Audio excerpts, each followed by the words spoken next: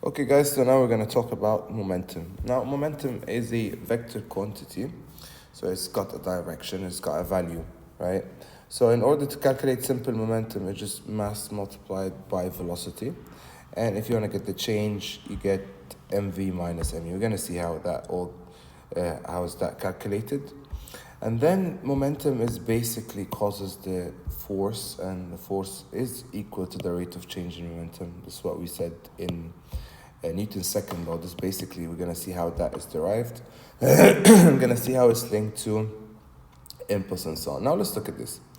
If you have a ball that is moving to the right with a velocity of 2 meters per second, right? So this is moving 2 meters per second.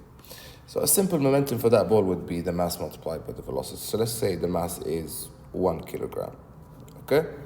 So the same ball hits the wall. It's like moves this, hits, and it comes back. So this is called the change in momentum. Now let's calculate that. So delta P is equal to mv minus mu. You can simplify this, and it can take the mass common, so that would be v minus u. So let's say the ball rebounded with a velocity of 1 and the mass was actually 1. So let's calculate the change in momentum. So the mass was 1 kilogram and ball rebound with 1 meters per second. So since the ball changes direction, so it takes a negative sign, so -1, and there is a negative in the equation, so negative times 2, so that is -3. So this is going to give you -3 kilogram meters per second. The negative means the ball changes direction, right? In simple terms. Now, if you want to calculate the force exerted by the ball on the wall, now the force is equal to the rate of change in momentum divided by the time. So let's say the ball was in contact with the wall for a time of 0.1 seconds, for example, right? So the change in momentum was 3 divided by 0.1.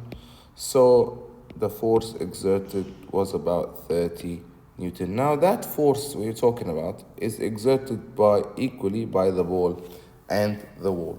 So if we get to say the ball is exerting a force on the wall, is exerting 30 newtons, and the wall is exerting a force in the opposite direction that is 30 newton. So you can write that in a negative sign, or you can write that using the arrow. It depends on the question, but you should know it according to Newton's third law.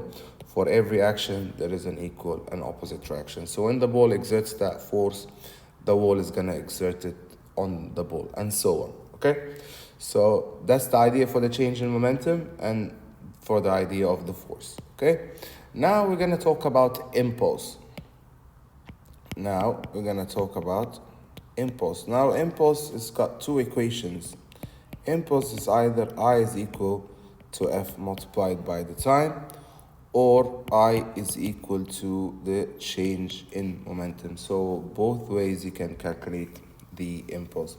So if we do the simple calculations for this one, so you've seen the force was 30 and the time was 0.1 seconds. What are we back to? We are back to that 30 kilogram meter per second, or there's another unit you can write, which is Newton second.